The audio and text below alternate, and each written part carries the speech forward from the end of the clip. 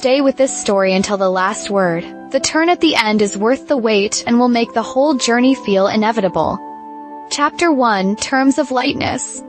This account is told by a woman who knew them both, close enough to read the handwriting on their coffee cups, far enough to see the patterns they missed.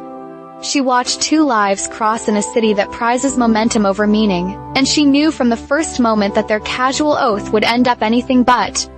Mara moved east with a suitcase that creaked and an ambition that didn't.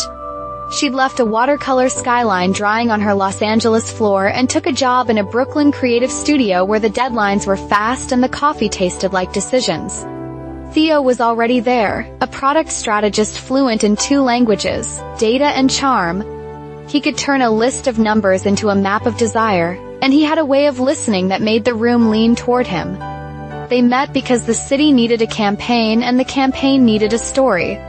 He had the pitch, she had the palette. The day they were introduced, they traded jokes about the company's glass doors, how they looked like sincerity but smudged easily. That was the way they began, clear, reflective, and already marked by fingerprints. They became companions quickly, the kind that trade playlists and confessions with equal ease.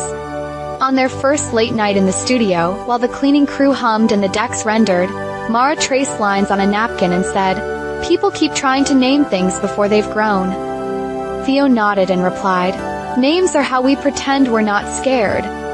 They smiled at each other as if the room had been listening. What they didn't tell each other yet, Mara feared beginnings because in her life they were always decorations hung over exits. Theo feared endings because he had never learned to leave before being left. Every new friendship felt like a room with a trapdoor.